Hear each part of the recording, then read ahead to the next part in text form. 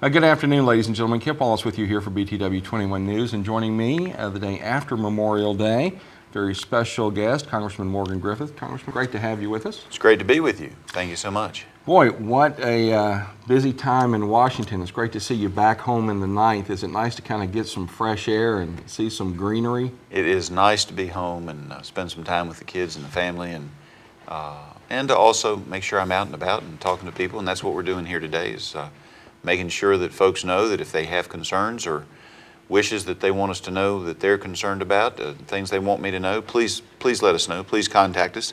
And of course, one way to do that is to call our office, 540-381-5671, or they can contact us at our website, which is www.morgangriffith.gov. Did I get that right?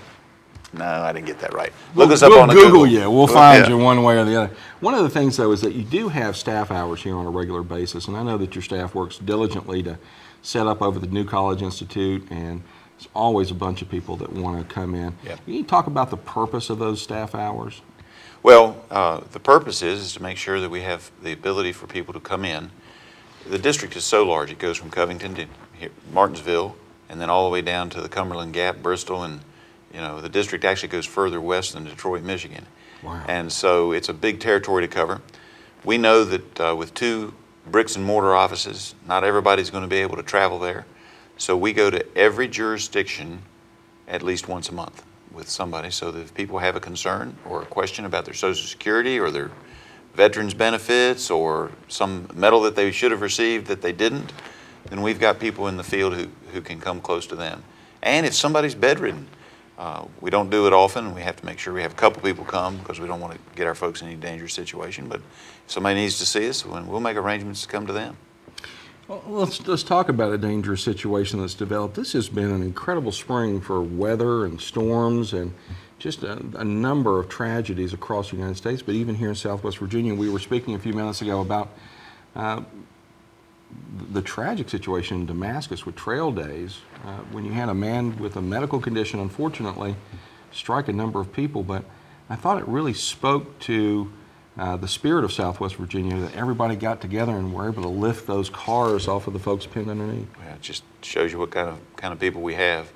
There was no hesitation, no looking around to see who was in charge. The people just did what they knew needed to be done, and I believe they saved lives.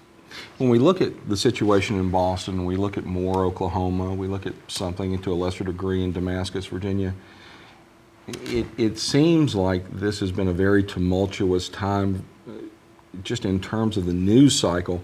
What's it been like in D.C., the reaction from your, I guess, for lack of a better word, other elected officials who come to you with those concerns? Well, a number of people, of course, left and went back to Oklahoma when we had that situation occur. The same thing happened in Boston. Member of the House, Ed Markey, stayed in Massachusetts, even though there were some bills that he was very interested in coming up on the floor. That makes some sense. If you've got the ability to do that, then that's what you do. Everybody tries to pitch in. I have to give the senator some credit. He said, yes, we need help, but we can't just spend more money we don't have. We have to figure out what we're going to cut and prioritize. So I was very pleased with the senator from Oklahoma for saying that, because sometimes we have to watch our tendency pennies. just to throw money at a problem and think that that's going to be the solution. Right. And if Oklahoma needs the money, we'll figure out a way to do it, but that doesn't mean that we can't find it. There's plenty of excess spending in Washington. We can find something that is really not as important as the people of Oklahoma. And what a monster that budget is. I think if we were to sit down and read it, it's almost as long as a sequenced DNA code for a human being. I mean, it really is a monumental a piece of legislation. And obviously everybody has a little bit of pork in there as well. And I know for Virginia, the defense industry is so important to our overall economy. We talked about the last time we were together. And it seems like the forces are drawing down and going through another metamorphosis into a different type of force. How do you keep Virginia in that mix and weigh the checks and balances? Well, I think like everywhere, we're going to have to accept the fact that there are going to have to be some cutbacks. Now, some of the things that we're looking at is, again, prioritizing. We have more generals now, as I understand it, than we did at the time of World War II, or at least as we were drawing to the conclusion of that time. And so do we need that many generals? Do we need to make sure our force is ready to move more quickly? Obviously, after Benghazi, we have to figure out what the command structure is and why people were asked to stand down when there were forces nearby.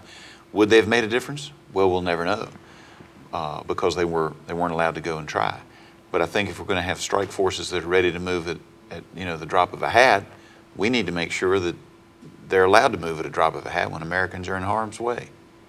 Well, we look at those big world pictures, and I think sometimes if you were to talk to somebody from Kohler about Syria, they would say, I never met her. Right. Folks seem to be very concerned here still on the core issues of trying to increase employment. And over the course of the weekend, I had a chance to go to Charlotte, and I was amazed driving down 77 that there are 4 500-unit apartment complexes shooting up everywhere, that these little mini new towns are popping up everywhere.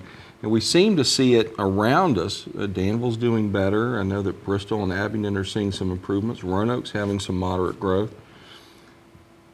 What can everyday mom and pop do to try to increase the availability of jobs in a place like Martinsville and Henry County? Well, I really think this is something that we at the federal level need to do a better job of, because the infrastructure's here in Martinsville. Right. And I've got to tell you, I'm excited about the revolution in energy, because I think that's going to create jobs here in Martinsville. Now, what we've got to do is to make sure that we don't have Washington creating regulations that don't allow us to use those energy resources. But we have more natural gas coming out every day. We could have even more if they would allow us to do drilling off the shore of Virginia itself. But natural gas is exploding. Our prices are the lowest in the world. We have the greatest supply of any place in the world. We've got oil reserves that, they said, well, we only have 2%, and that number keeps going up because we keep finding new ways to get to the oil and finding new supplies. Drill, baby, drill actually worked. Now, the excitement for Martinsville is that because we already have a lot of infrastructure here, as companies start moving back to the United States, and we're actually luring over some of the chemical companies from Europe because they need that natural gas to make their processes work and to be efficient. We're a lot cheaper than they are. I believe that we're poised to get some of those jobs here in Martinsville. But the key is everybody's got to be certain that there aren't going to be new regulations coming out of the EPA that stop this energy revolution. But what's really exciting, not only for Martinsville, but for the country as a whole, is that I believe that we can continue to be the #1 economic nation in the world through the end of this century if we don't screw it up in Washington. Well, that's a bit of a challenge. But I'm excited, as you are, that energy costs are coming down, and that allows companies to hire more, put on additional shifts, and produce more goods at a lower cost, which makes them accessible to consumers across the world. When you look at, Martinsville's already got titanium works and RTI, so forth. yeah. And these are things that need a lot of energy. And the infrastructure's here. That's why they came here. They didn't come here because it's a great place to live. It is, but that's not the reason they came here. Mm-hmm. The reason they came here is the infrastructure's here. We've got the infrastructure. Now we have more affordable energy. If the rest of the world sees that that's going to continue and that the EPA out of Washington isn't going to put a stop to us using our natural resources, I think we're going to do very, very well over the next decade and a half. Do you feel better about the new head of the EPA, or is that still going to be a big challenge? Well, it's still going to be a big challenge. It is the Obama administration's Right. EPA. That being said, I do think that Gina McCarthy may be marginally better than Lisa Jackson was.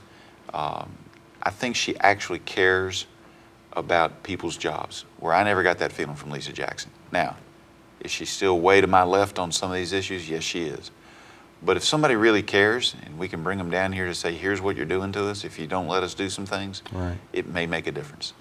Well, let's hope the Corps of Engineers will come across to our way of thinking on Patriot Crossing, Well, let's because hope so. that's a tremendous challenge as well.